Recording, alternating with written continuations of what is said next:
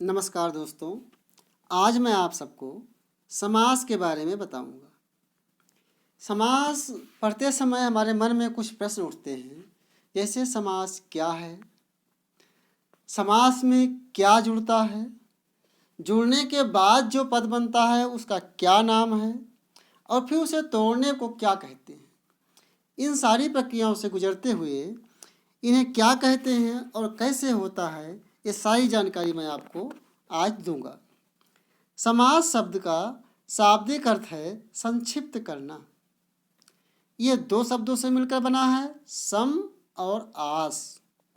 सम का अर्थ होता है अच्छी तरह, पास एवं आस का अर्थ होता है बैठना या मिलना। अर्थात दो शब्दों को पास पास मिलाने की प्रक्रिया को समास कहते हैं। दो शब्दों को पास पास मिलाने की प्रक्रिया को समास कहते हैं।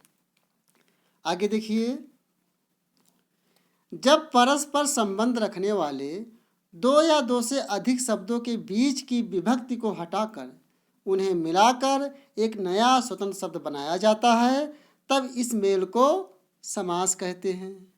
और ये जो मिले हुए शब्द हुए, जो परस्पर मिलने वाले शब्द हैं, जिनसे मिलकर एक पद बनता है, उन्हें सामासिक पद कहते हैं। उन्हें क्या कहते हैं? समास। समास किया हुआ समस्त पद या सामासिक शब्द कहते हैं। क्या निकला कि दो पदों के योग से बना हुआ जो पद पूरा होता है उसे समस्त पद कहते हैं, समास किया हुआ कहते हैं या सामासिक शब्द कहते हैं। जैसे यथाशक्ति, पहला पद यथा, दूसरा पद शक्ति, मिलकर बन गया यथाशक्ति। ये पूरा समस्त पद हो गया आपका। त्रिभुवन, रामराज आदि। फिर आगे देखिए, इन समस्त पदों के जो शब्द जो मिलकर बनते हैं, उन्हें जब हम अलग अलग करते हैं तो इस प्रक्रिया को क्या कहते हैं? समास विग्रह। संधि को तोड़ने की प्रक्रिया को क्या कहते थे? संधि विच्छेद। संधि में क्या जुड़ते थे? वर्ण जुड़ते थे। और समास में क्या जुड़ते हैं? पद जुड़ते हैं, शब्द जुड़ते हैं। ठीक, जैसे यथाशक्ति, शक्ति के अनुसार। जब विग्रह करेंगे तो यथाशक्ति का विग्रह क्या होगा? शक्ति के अनुसार। हिंदी में समास प्रायः नए शब्द। अब प्रश्न आपका उठता है, समास क्यों बनाए जाते हैं? तो जानिए, समास नए शब्दों के निर्माण के लिए बनाए जाते हैं, भाषा को संक्षिप्त करने के लिए बनाए जाते हैं, भाषा में उत्कृष्टता लाने के लिए बनाए जाते हैं, तीव्रता और गंभीरता भी समास ही लाते हैं। ठीक, आगे देखिए, जिन दो पदों के यानी शब्दों के मेल से, जिन दो शब्दों के मिलने से समास बनता है, उन शब्दों को खंड, अवयव या पद कहते हैं। खंड भी कहते हैं, अवयव भी कहते हैं और पद भी कहते हैं। जैसे ऊपर दिया गया था यथाशक्ति। यथाशक्ति में यथा एक और शक्ति दो, यानी ये खंड भी, यथा को खंड कहा जा सकता था, अवयव और पद। ठीक, समस्त पद या सामासिक पद का जब हम विग्रह करते हैं तो दो या दो से अधिक जो भी पद बनते हैं, उनमें देखिए, पहले को पूर्व पद कहा जाता है और बाद को उत्तर पद कहा जाता है। यानी पहले वाले को पूर्व पद, दूसरे वाले को उत्तर पद। जैसे घनश्याम, घनश्याम में घन जो है आपका पूर्व पद हुआ और श्याम हुआ आपका उत्तर पद। ठीक, फिर देखिए, जिस खंड या पद पर अर्थ का मुख्य बल पड़ता है उसे प्रधान पद कहते हैं, और जिस पर अर्थ का बल नहीं पड़ता उसे गौड़ पद कहते हैं। इस आधार पर संस्कृत की दृष्टि से, यानी संस्कृत जो भाषा हुई उसके दृष्टि से समास के चार भेद हैं। यहाँ आप थोड़ा ध्यान दे लीजिए। अगर कभी संस्कृत विषय में या पीजीटी के संस्कृत पोर्शन में पूछा जाए कि समास के कितने भेद हैं, तो आप उत्तर देंगे 4। जबकि हिंदी की परीक्षाओं में अगर पूछा जाएगा तो समास के कितने भेद हैं? 6। ठीक, अगर हिंदी की परीक्षा में पूछा जाता है कि समास के भेद कितने हैं, तो आप उत्तर देंगे 6 भेद हैं। ठीक, अब 4 भेद संस्कृत में कौन कौन से हैं? अब नंबर 1 अव्ययी भाव। ठीक, कौन सा? नंबर 1 अव्ययी भाव समास। ठीक है, और नंबर 2 तत्पुरुष समास, नंबर 3 द्वंद्व समास और नंबर 4 बहुब्रीहि समास। इस तरह आपने क्या देखा कि संस्कृत में 4 समास हैं। अव्ययी भाव, इसका पूर्व पद यानी पहला पद प्रधान होता है। तत्पुरुष उत्तर पद प्रधान होता है। द्वंद्व दोनों पद प्रधान होता है। बहुब्रीहि न पहला पद प्रधान न दूसरा पद प्रधान, तीसरा पद प्रधान होता है। इन्हीं समासों में आप क्या पाएंगे, जो आपका ये तत्पुरुष समास है, संस्कृत में इसके 2 भेद बता दिए जाते हैं। कौन कौन से? कर्मधारय और द्विगु। जबकि हिंदी में उन दोनों समासों को स्वतंत्र समास माना जाता है। इस तरह हिंदी में 6 और संस्कृत में कुल 4 समास होते हैं। हिंदी में समासों की संख्या आप देखिए, हिंदी में समास कितने हैं? 6। कौन कौन से? अव्ययी भाव, तत्पुरुष, कर्मधारय, द्विगु, द्वंद्व और बहुब्रीहि। ठीक, ये 6 समास हैं। अब देखिए आप अव्ययी भाव समास। अव्ययी भाव समास क्या होता है? इसका समस्त पद में पहला पद अव्यय होता है, अर्थात अव्यय पद के साथ दूसरे पद जो संज्ञा हो या कुछ भी हो, वो उनके साथ समास किया जाता है, उसे अव्ययी भाव समास कहते हैं। प्रथम पद के साथ मिल जाने पर समस्त पद ही अव्यय बन जाता है। इन समस्त पदों का प्रयोग क्रिया विशेषण के समान होता है। यानी अव्ययी भाव में समस्त पदों का प्रयोग किसके समान होता है? आपको उत्तर दिया जाएगा क्रिया विशेषण के समान। अगर प्रश्न आता है कि अव्ययी भाव समास में समस्त पद का प्रयोग किसके समान होता है, आप उत्तर देंगे क्रिया विशेषण के समान। ठीक, अव्यय क्या है? प्रश्न उठ रहा है कि भाई प्रथम पद अव्यय, तो अव्यय क्या है? अव्यय वो शब्द हैं जिन पर काल, वचन, लिंग, पुरुष आदि का कोई प्रभाव नहीं पड़ता, अर्थात इनके रूप में कोई परिवर्तन नहीं होता। ये शब्द जहाँ भी प्रयुक्त किए जाते हैं वहाँ उसी रूप में रहेंगे, जैसे यथा, प्रति, आ, हर इत्यादि। ठीक, आगे देखिए, पद के क्रिया विशेषण अव्यय की भांति प्रयोग होने पर अव्ययी भाव समास की निम्नलिखित स्थितियां हो सकती हैं। कौन कौन? अव्यय से अव्यय का योग, यानी पहला पद भी अव्यय और दूसरा पद भी अव्यय, जैसे ऊपर नीचे, दाएं बाएं, इधर उधर, आस पास, जैसे तैसे, यथाशक्ति, यत्र तत्र इत्यादि अगर आए तो अव्ययी भाव में जाएगा, क्योंकि दोनों पद अव्यय हैं। तीसरी बात कहाँ आएगी? देखिए दूसरी बात, अव्ययों की पुनरुक्ति, यानी अव्यय दोनों बार अव्यय आए हो, यानी दोनों पदों में क्या हो? अव्यय हो। जैसे क्या? धीरे धीरे, पहला पद भी अव्यय, इसमें कोई परिवर्तन नहीं हो सकता, दूसरा पद भी है, तो धीरे धीरे, पास पास, जैसे जैसे इत्यादि शब्द अगर आ रहे हैं तो क्या होगा? अव्ययी भाव होगा। संज्ञा का? संज्ञा से, अगर पहला पद संज्ञा हो दूसरा पद संज्ञा हो तो भी अव्ययी भाव होगा, जैसे नगर डगर, गांव शहर, घर द्वार इत्यादि। फिर संज्ञाओं की पुनरुक्ति, संज्ञा भी दोहराई जा सकती है, दिन दिन, यानी दिनों दिन, दिन दिन का क्या होगा? दिनों दिन, रात रात, रातों रात, घर घर, घर घर, गांव गांव, प्रत्येक गांव, वन वन, प्रत्येक वन। इस तरह जहाँ घर घर, दिन दिन, दिनों दिन, रातों रात इत्यादि शब्द है वहाँ क्या होगा? अव्ययी भाव समास होगा। जहाँ संज्ञाओं का दोहराव हो वहाँ अव्ययी भाव समास होगा। फिर आगे देखिए, संज्ञा प्लस अव्यय, संज्ञा और अव्यय का भी योग हो सकता है, जैसे दिवसोपरांत, क्रोधवश। ठीक, विशेषण और संज्ञा, प्रतिदिवस, यथा अवसर, कृदंत कृदंत, यानी कृदंत मतलब क्रिया होती है, क्रिया जहाँ दोनों तरफ क्रिया हो वहाँ भी अव्ययी भाव होगा, जैसे जाते जाते, दोनों सब एक जैसा दिख रहा है ना। अगर ऐसे है जाते जाते, जबकि योजक चिन्ह बीच में लगा है लेकिन दोनों तरफ क्या है? क्रिया है, तो द्वंद्व समास न होकर क्या होगा?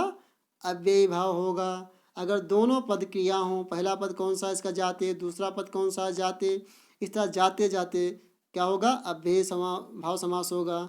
फिर देखिए, सोते जागते, दोनों क्रिया है, सोना भी क्रिया है, जागना भी क्रिया है, सोना भी क्रिया है, जागना भी क्रिया है, इसलिए यहाँ क्या होगा? अव्ययी भाव समास होगा। फिर देखिए, अव्यय और विशेषण, जैसे भरसक, यथासंभव। ठीक, फिर अव्ययी भाव समास के उदाहरण देखिए। उदाहरण की एक लंबी लिस्ट मैंने आपको दे दिया है, ध्यानपूर्वक देखिए। हर परीक्षा में लगभग यही उदाहरण पूछे जाते हैं। जैसे यथारूप, रूप के अनुसार, यथा योग्य, जितना योग्य हो, यथाशक्ति, शक्ति के अनुसार, प्रतिक्षण, प्रत्येक क्षण, भरपूर, पूरा भरा हुआ। अब देखिए इन सब में प्रथम पद जो है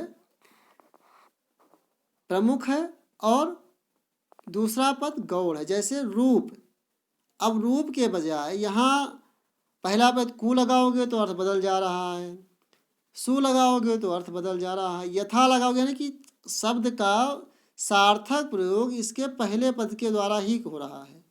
रूप में जो है, अब रूप यानी कैसा रूप, अच्छा बुरा स्पष्ट नहीं हो रहा है। जब हम यथा लगा दे रहे हैं तो यथा रूप रूप के अनुसार, यथा योग्य, जितना योग्य हो। इस तरह इसका प्रथम पद क्या है, प्रमुख है, और दूसरा पद क्या है, गौण है। इस तरह भरपूर देखिए, अत्यंत, रातों रात, मैंने बताया था ना कि जहाँ दोहराव हो रहा है तो रातों रात, अनुदिन, निरंध्र, निरंध्र से रहित।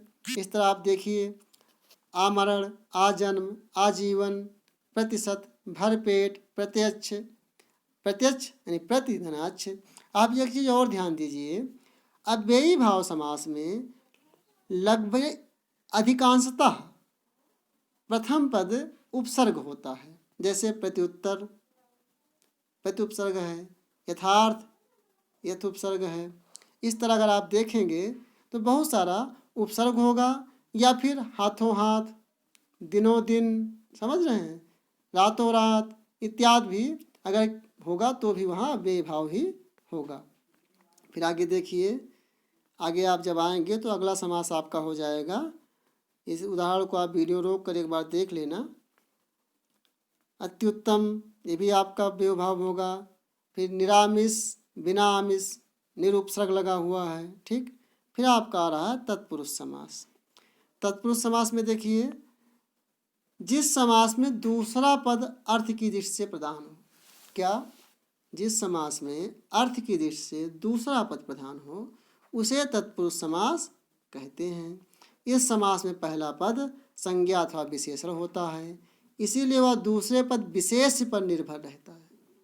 अगर प्रश्न आता है कि किस समास में संज्ञा अथवा विशेषण दूसरा पद होता है, तो किस समास में संज्ञा अथवा विशेषण पहला पद होता है, तो आपका उत्तर होगा तत्पुरुष समास में पहला पद संज्ञा अथवा विशेषण होता है जो दूसरे पद विशेष पर निर्भर रहता है, ठीक। इसीलिए इसमें दूसरा पद प्रमुख होता है तत्पुरुष समास में, ठीक है। अब देखिए, तत्पुरुष समास का लिंग वचन अंतिम पद के अनुसार ही होता है। जैसे जलधारा का विग्रह है जल की धारा। अब जल की धारा बह रही है, इस वाक्य में बह रही है का संबंध धारा से है, ना कि जल से। अब ध्यान दीजिए, आप क्या बताया कि तत्पुरुष समास में लिंग और वचन अंतिम पद के अनुसार होते हैं। जैसे जल की धारा, अब जल की धारा में आपने क्या किया, अगर हम इसे लिखेंगे कि जल की धारा बह रही है, तो वास्तव में जल तो आपका पुल्लिंग हुआ, लेकिन धारा स्त्रीलिंग है, इसलिए बह रही है, बह रहा नहीं लिख रहे हैं, क्योंकि उसका उत्तर पद क्या था, बाद वाला पद क्या था, धारा थी, इसलिए लिंग और वचन इसमें धारा के हिसाब से लग रहा है, तो धारा एक वचन थी, इसलिए यहाँ जल की धारा, और ये क्या थी, स्त्रीलिंग थी, इसलिए क्या लगा, जल की धारा बह रही है। समझ रहे हैं? तो यहाँ जो स्त्रीलिंग आया उसका संबंध जल के बजाय धारा से हुआ, ठीक। स्त्रीलिंग में लिखा जिस बह रही प्रक्रिया, यहाँ बाद वाले शब्द धारा की प्रधानता है, अतः यह तत्पुरुष समास है, ठीक। यहाँ बाद वाले शब्द धारा की प्रधानता है, अतः यहाँ तत्पुरुष समास है, ठीक। आगे देखिए, आगे आप देखें तो क्या पाएंगे, तत्पुरुष समास में प्रथम पद के साथ कर्ता और संबोधन कारकों को छोड़कर अन्य कारक चिन्हों विभक्तियों का प्रायः लोप होता है। किसका? कर्ता और संबोधन कारक को छोड़कर। यही कारण है जब कारक होते हैं 6, कर्ता छूट गया आपका, और संबोधन कारक होते हैं 8, कारक कितने होते हैं हिंदी में? 8। अब 8 कारक होते हैं। अब आपका कर्ता छूट गया और संबोधन छूट गया। तो जब कर्ता और संबोधन छूट गया तो 8 कारकों में से 2 निकल गया तो कितने बचे? 6। इसलिए तत्पुरुष समास के भेद होते हैं 6। ठीक, देखा आपने। अब देख लीजिए कारक चिन्ह कितने हैं, पहले आप इसे समझ लीजिए। कारक आपका होता है कर्ता ने कर्म को करण से संप्रदान के लिए अपादान से यानी अलग होने के अर्थ में होगा। और फिर संबंध काकी के रारी रे अधिकरण में पर ऊपर या विषय में संबोधन हे अरे ओ। अब इसमें 2 छूट जाएगा, 2 विभक्ति का लोप नहीं होता, किसका? कर्ता का और संबोधन का। इसलिए तत्पुरुष समास के भेद कितने हुए? 6। कौन कौन से? कर्म, अब आगे देखें कौन कौन से 6 हैं। देखिए, चूंकि तत्पुरुष समास में कर्ता और संबोधन कारक चिन्हों का लोप नहीं होता, अतः इसमें इन दोनों उदाहरण नहीं मिलेंगे। अन्य कारक चिन्हों के आधार पर तत्पुरुष समास के भेद कितने बताए थे हमने? 6। जो कितने हैं? पहला क्या है? कर्म तत्पुरुष। कर्म क्या है? कर्ता ने कर्म को, यानी इसमें को विभक्ति की लोप होगी। किस विभक्ति की? को विभक्ति। जैसे हस्तगत, हस्तगत में क्या आया? हाथ को गत, हाथ को गया हुआ। ठीक, फिर जातिगत, जाति को गत। अब इसमें देखिए को विभक्ति की लोप है समस्त पद में, इसे क्या कहेंगे? समस्त पद कहेंगे, ऊपर बताए हैं हम। तो यहाँ क्या हुआ है? जातिगत, जाति को गया हुआ। कौन सी विभक्ति का लोप है? को, यानी कौन सा कारक हो तत्पुरुष हुआ? कर्म तत्पुरुष। ऐसे मुंह तोड़, मुंह को तोड़। दुख हर, दुख को हरने वाला। यश प्राप्त, यश को प्राप्त करने वाला। पद प्राप्त, पद को प्राप्त करने वाला। ग्रामगत, ग्राम को गत। स्वर्ग प्राप्त, स्वर्ग को प्राप्त। इसी तरह से जिन समस्त पद में को विभक्ति का लोप हो और विग्रह करने पर को निकल कर आए, वहाँ पर कर्म तत्पुरुष होगा। ठीक, अगला देखिए, दूसरा होगा आपका कर्ण तत्पुरुष। कर्ण का क्या होता है? से द्वारा। कर्ण की विभक्ति क्या होती है? से द्वारा। तो यहाँ किस विभक्ति की लोप होगी? से और द्वारा विभक्ति की लोप होगी। जैसे तुलसी कृत, तुलसी द्वारा कृत। अकाल पीड़ित, अकाल से पीड़ित। श्रम साध, श्रम से साध। कष्ट साध, कष्ट से साध। ईश्वर दत्त, ईश्वर द्वारा किया गया। रत्न जड़ित, रत्न से जड़ित। हस्तलिखित, हस्त से लिखित। यहाँ ध्यान दीजिएगा, अगर जहाँ से अलग होने के अर्थ में होगा वहाँ जो है कर्ण के बजाय अपादान होगा। ठीक, इस प्रकार जितने भी समस्त पद में से या द्वारा का लोप होगा, विग्रह करने पर से या द्वारा निकलेगा, वहाँ पर होगा आपका कौन सा तत्पुरुष? वहाँ पर आपका होगा कर्ण तत्पुरुष। फिर आपका आता है संप्रदान तत्पुरुष। संप्रदान का अर्थ क्या होता है? के लिए होता है, समझ रहे हैं? उसकी विभक्ति क्या होती है? के लिए। ऊपर लिखा है, आप पढ़ उसे नोट कर लीजिएगा। तो देश भक्ति यानी देश के लिए भक्ति। गुरु दक्षिणा, गुरु के लिए दक्षिणा। भूत बलि, भूत के लिए बलि। प्रौढ़ शिक्षा, प्रौढ़ों के लिए शिक्षा। यज्ञशाला, यज्ञ के लिए शाला। सतपथ, शपथ पत्र, शपथ के लिए पत्र। स्नानागार, स्नान के लिए आगार। कृष्णार्पण, कृष्ण के लिए अर्पण। युद्ध भूमि, युद्ध के लिए भूमि। इस तरह जिन समस्त पदों में के लिए का लोप होगा वो सारे समस्त पद संप्रदान तत्पुरुष के भेद होंगे। ठीक, फिर आपका आता है अपादान तत्पुरुष। अपादान तत्पुरुष अलग होने के अर्थ में आता है। जैसे रोग मुक्त, यानी रोग से मुक्त, यानी रोग से अलग हो गए आप, यहाँ पर मुक्त हो गए, तो ये अपादान में हो जाएगा। लोक भय, यानी लोक से भय।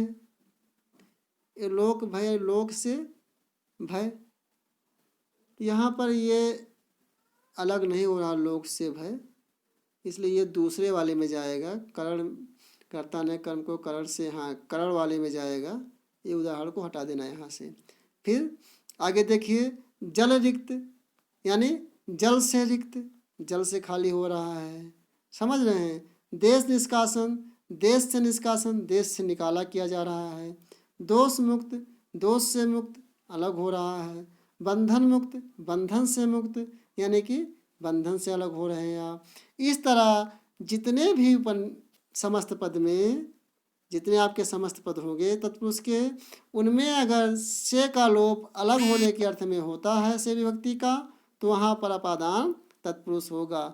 अगर अलग, जैसे गुण रहित, गुण से रहित अलग हो रहे हैं आप, बुद्धिहीन, बुद्धि से हीन यानी बुद्धि से दूर हो रहे हैं, धनहीन, धन से अलग हो रहे हैं आप, भाग्यहीन, भाग्य से अलग हो रहे हैं, तो इन सब में आपका क्या हो जाएगा, अपादान तत्पुरुष होगा। फिर देखिए उसे पंचमी तत्पुरुष भी कह सकते हैं। फिर क्या होगा, संबंध तत्पुरुष। संबंध में क्या होता है, का की के संबंध है जानो, यानी का की के संबंध है जानो, जहाँ का हो, की हो, के हो इत्यादि लगे हों, रा री रे, वहाँ जो क्या होगा आपका संबंध हो जाएगा। जैसे देवदास, देव का दास, लखपति, लाखों का पति, करोड़पति, करोड़ों का पति, राष्ट्रपति, राष्ट्र का पति, समझ रहे हैं।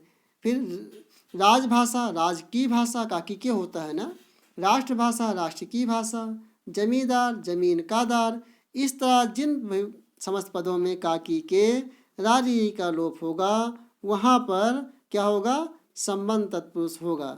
इस प्रकार आपने क्या देखा कि आपके तत्पुरुष से कितने भेद हो गए, 5। फिर आपका क्या आया, अधिकरण तत्पुरुष। अधिकरण तत्पुरुष में क्या होता है, आप देखे होंगे अधिकरण तत्पुरुष जो होता है, अधिकरण की विभक्ति क्या होती है, में पर विषय में, में पर विषय में। जैसे ग्रामवास, ग्राम में वास, आप भी बीती, आप पर बीती, शोकमग्न, शोक में मग्न, जलमग्न, जल में मग्न यानी जल में डूबा हुआ, में लग रहा है ना, आत्मनिर्भर, आत्म पर निर्भर। इस तरह जिन समस्त पदों में पर या विषय में का लोप होता है वहाँ पर अधिकरण तत्पुरुष होगा।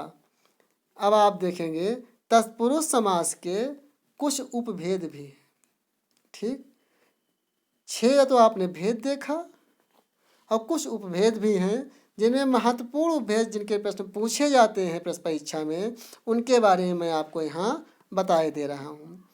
पहला अलुक तत्पुरुष, इनमें समास करने पर पूर्व पद की विभक्ति का लोप नहीं होता है। जैसे युधिष्ठिर, अब युधिष्ठिर देखिए, युद्ध स्थिर, दोनों पद के विभक्तियों का लोप नहीं है, युद्ध में स्थिर। फिर क्या है, कौन हुए, ज्येष्ठ पांडव हुए, देखा आपने, युद्ध स्थिर, युद्ध स्थिर कौन है, ज्येष्ठ पांडव, कौन, युधिष्ठिर। यहाँ विभक्ति का लोप है, युधिष्ठिर हो गया है। अंत्यवासी, अंत्यवासी पास में रहने वाला। आप इन 2 उदाहरण को रख लीजिएगा, अक्सर जब पूछता तो यही 2 उदाहरण पूछे जाते हैं। युधिष्ठिर में कौन सा समास है, आपका उत्तर होगा अलुक तत्पुरुष। अंत्यवासी में कौन सा समास है, आपका उत्तर होगा अलुक तत्पुरुष। फिर आप देखिए दूसरा है नए तत्पुरुष। इस समास में द्वितीय पद प्रधान होता है, किंतु प्रथम पद क्या होता है, नकारात्मक अर्थ देता है, जिसमें आ और अन उपसर्ग लगता है। क्या क्या, आ और अन उपसर्ग। अब इसमें निषेध अर्थ में ना के स्थान पर यदि बाद में व्यंजन वर्ण हो तो आ होता है। किसके, अगर व्यंजन वर्ण हो। अब देखिए आपने कहा, मैंने कहा क्या लगता है, आ लगता है उपसर्ग और अनुपसर्ग लगता है। तो अब प्रश्न पूछता है कि आ कहाँ लगेगा और अन कहाँ लगेगा। तो आप क्या पाते हैं कि जहाँ ना यानी नकार हो वहाँ पर अगर उसके बाद में व्यंजन वर्ण हो तो आ लगेगा, और अगर स्वर हो तो अन लगेगा। जैसे मैं उदाहरण देता हूँ, आपने देखा नाथ, अब नाथ में अगर नकार दिया जाए कि मतलब नाथ का ना नाथ किया जाए तो उसमें क्या लग रहा है, ना लग रहा है। अब ना जो है बाद में क्या था, आपने देखा इसे लिखा नाथ, ठीक। अब नाथ में ना लगेगा ना नकार के नहीं करने के लिए, तो ना के बाद क्या आ रहा है, व्यंजन आ रहा है, इसलिए यहाँ ना के जगह हो जाएगा आ, बराबर बनेगा अनाथ, ठीक। मैंने क्या बताया था कि नकार के बाद अगर व्यंजन हो तो आ लगेगा। अब जैसे फिर देखिए आप, ऐसा हम करते हैं अनाचार। अब देखिए ये वास्तव में क्या है, आचार, आचार है ना। अब आचार का निषेध करते हैं, नकारात्मक अर्थ अगर हम देते हैं, अगर जहाँ पर मैंने क्या बताया कि नकारात्मक अर्थ देना हो और बाद में व्यंजन हो तो क्या लगेगा, आ। और अगर नकारात्मक कर देना हो बाद में स्वर हो तो क्या लगेगा अन। तो आचार में क्या था स्वर था, इसलिए यहाँ लग गया अन उपसर्ग और क्या बना अनाचार। बात समझ में आ गई। इस तरह जिसमें द्वितीय पद प्रधान हो किंतु प्रथम पद नकारात्मक अर्थ दे और वहाँ आ या अनुपसर्ग लगा हो, यानी व्यंजन हो तो आ उपसर्ग, स्वर हो तो अनुपसर्ग लगा हो, तो वहाँ पर कौन सा होगा नई तत्पुरुष होगा। ठीक, इस तरह आप उदाहरण देख सकते हैं अनादर, अधर्म, अनदेखा, अचल, अछूत, ये उदाहरण आप देख सकते हैं। फिर देखिए द्वंद्व समास। ठीक, द्वंद्व समास जो है जिस समस्त पद में दोनों अथवा सभी पद प्रधान हो तथा उनके बीच में समुच्चय बोधक और अथवा आदि का लोप हो गया हो तो वहाँ द्वंद्व समास होता है। इसके कितने भेद हैं? 3। अगर प्रश्न पूछा जाए द्वंद्व समास के कितने भेद हैं तो आप उत्तर देंगे 3 भेद हैं। ठीक, कौन कौन से? इतरेतर द्वंद्व, समाहार द्वंद्व, एक शेष द्वंद्व। ठीक, अब देखिए आप इतरेतर द्वंद्व। इतरेतर द्वंद्व जब सामासिक पद में प्रयुक्त पद अपनी अपनी प्रधानता रखते हों, यानी दोनों पद जब सामासिक पद में प्रयुक्त जो दोनों पद हैं वो अपनी अपनी अलग अलग प्रधानता रखते हों, दोनों का अलग अर्थ होता हो तो वहाँ इतरेतर द्वंद्व होता है। 2 या 2 से अधिक पदों से मिलकर बनने के कारण ये सामासिक पद हमेशा बहुवचन होते हैं। समझ गए? मतलब इतरेतर द्वंद्व में जो समस्त पद होता है वो हमेशा क्या होता है? बहुवचन होता है। ठीक, इतरेतर द्वंद्व में समासिक पद हमेशा बहुवचन में होता है, दोनों पदों का अलग अलग अर्थ होता है। ठीक, जैसे राम कृष्ण, राम और कृष्ण, माता पिता, माता और पिता। आगे देखिए समाहार द्वंद्व। समाहार का अर्थ होता है समिष्टि या समूह। जब द्वंद्व समास के दोनों पदों का अलग अस्तित्व न होकर समूह का बोध कराए और दोनों पदों के अतिरिक्त अप्रत्यक्ष अर्थ का भी बोध कराए तो वहाँ समाहार द्वंद्व होता है। क्या बताया? दोनों का अलग अर्थ ना होकर एक समूह का बोध कराए और एक अप्रत्यक्ष अन्य अर्थ का भी बोध कराए, वहाँ समाहार होगा। जैसे देखिए दाल रोटी, विग्रह होगा दाल और रोटी, तो हम कहते हैं मेरे पास दाल रोटी का अभाव है या दाल रोटी जुट रही है मुझे, तो इसका अर्थ सिर्फ दाल रोटी से नहीं हुआ, इसका अर्थ हुआ दाल रोटी के साथ भोजन के और भी मुख्य भोजन जो खाते पीते वो भी हमारे पास उपलब्ध है या उसका भी अभाव है। ठीक, समझ गए? अगला देखिए एक शेष द्वंद्व। एक शेष द्वंद्व में जब समास आपका क्या होगा? पदों के समान होने पर एक पद शेष रह जाता है। एक शेष में क्या होगा? जब सामासिक पदों के समाप्त मतलब समास जो आपका समास है उसके पद एक समान हो, दोनों पद हों लेकिन वो मिलकर क्या हो जाएं? एक हो जाएं, वहाँ एक शेष द्वंद्व होता है। जैसे अजौ, अब अजौ बकरी और बकरा एक करके लिख दिया गया अजौ। मातौ, पितरौ, ये सब आएंगे उसी में। माता और पिता, मातौ में माता और पिता, माता और माता भी विग्रह हो सकता है क्योंकि किसी व्यक्ति की 2 माताएं हो सकती हैं। सॉरी, माता और माता नहीं होगा, मातौ में माता और पिता होगा और पितरों में माता और पिता इसमें भी हो जाएगा। तो आपने क्या देखा कि अजौ, मातौ, पितरौ, यहाँ क्या हुआ? 2 का 1 मिलकर हो गया है। इससे अजौ मतलब बकरी और बकरा, तो इस तरह यहाँ क्या होगा? एक शेष द्वंद्व होगा। ठीक, फिर देखिए द्वंद्व समास के उदाहरण। अन्न जल, अन्न और जल, देश विदेश, देश और विदेश, राम लक्ष्मण, राम और लक्ष्मण, रात दिन, रात और दिन, खट्टा मीठा, खट्टा और मीठा, जला भुना, जला और भुना, माता पिता, माता और पिता। इसी तरह भी पितरों लिख दिया जाता, माताओं लिख दिया जाता तो एक शेष द्वंद्व हो जाता। ठीक, दूध रोटी, दूध और रोटी, इस तरह जहाँ और या जैसे राग द्वेष, राग या द्वेष, इस तरह से और या इत्यादि विभक्ति का लोप हो वहाँ पर द्वंद्व समास होगा। द्वंद्व प्रकार समास कितने प्रकार होते हैं? द्वंद्व समास 3 प्रकार के होते हैं। एक नोट देख लीजिए, हिंदी विद्वान वासुदेव नंदन प्रसाद ने द्वंद्व समास का तीसरा भेद वैकल्पिक द्वंद्व बताया है। जहां आपने एक शेष पढ़ा था, एक शेष की जगह ये वैकल्पिक, यानी ये भी तीन ही मानते हैं कि एक शेष की जगह क्या मानते हैं, वैकल्पिक द्वंद्व मानते हैं। और बताते हैं कि इस समास का अर्थ बहुधा मतलब विलोम उल्टा होता है, जैसे पाप पुण्य, भला बुरा, थोड़ा बहुत।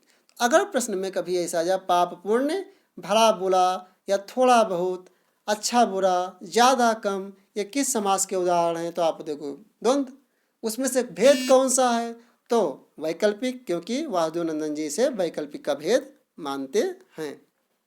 आगे देखिए, अगला आपका है बहुव्रीहि समास।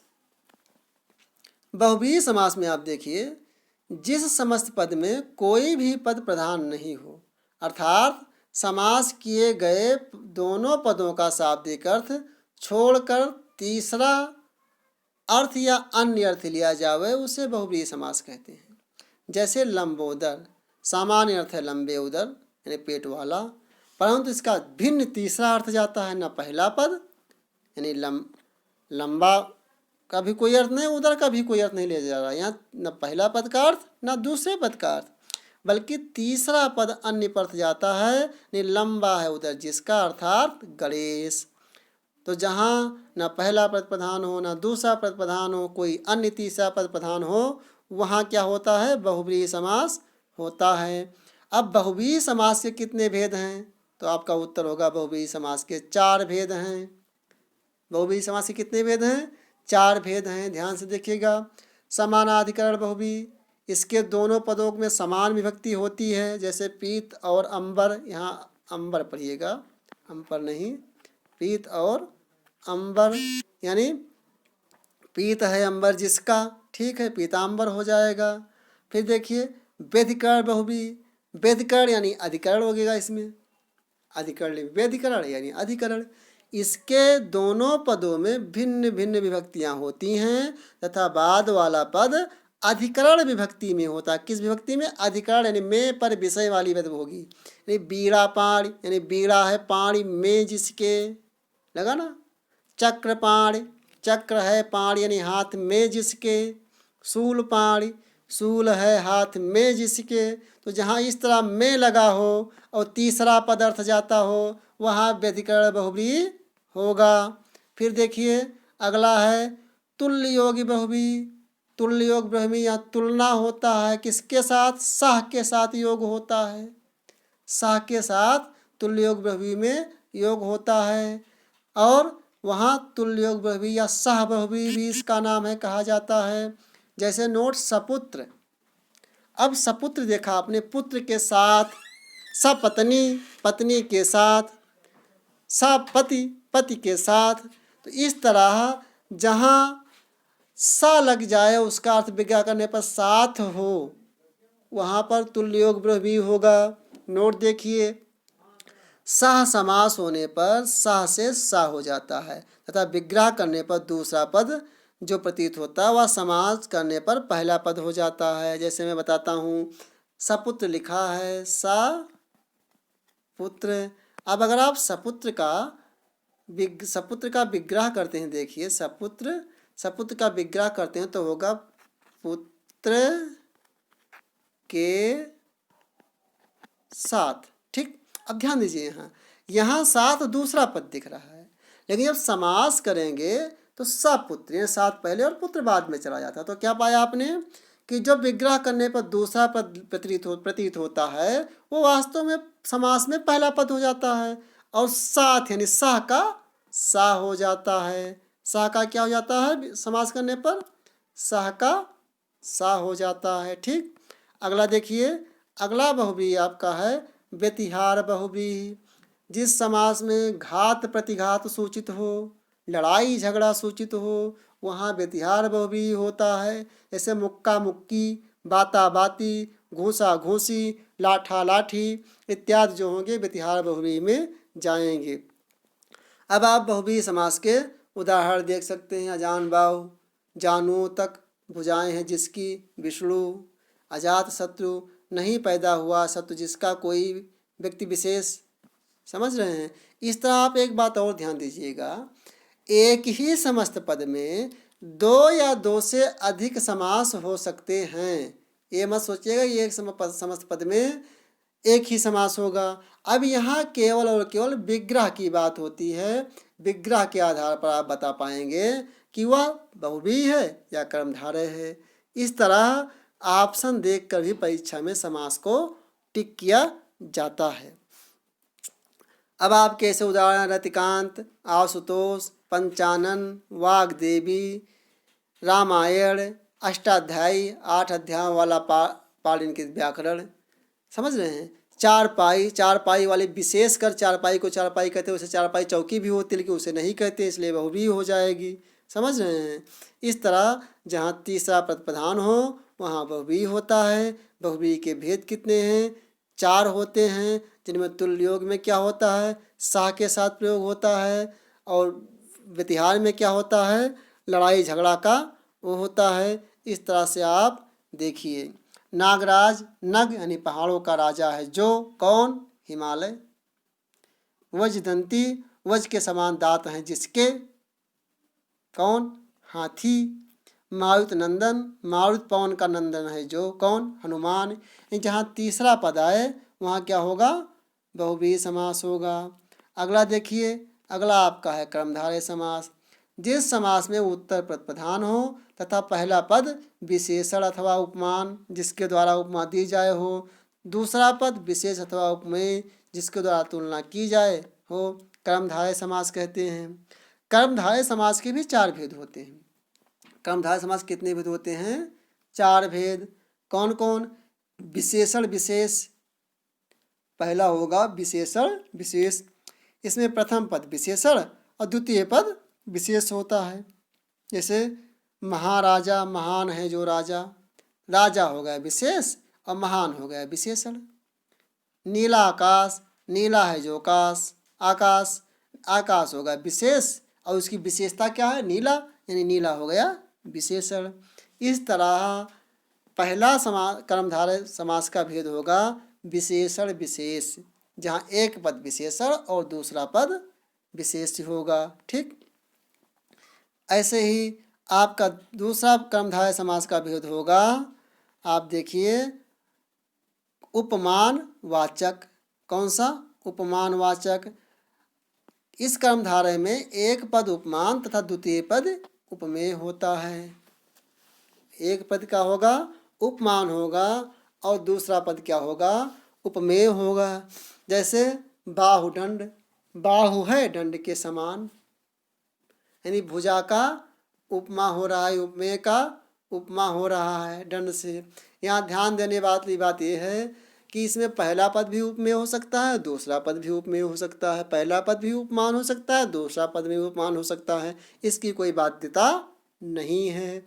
चंद्र बदन, चंद्रमा के समान बदन यानी मुख, यानी यहाँ वदन हो गया उपमेय, चंद्रमा हो गया उपमान। कमल नयन, कमल के समान नयन, नयन उपमेय, कमल उपमान।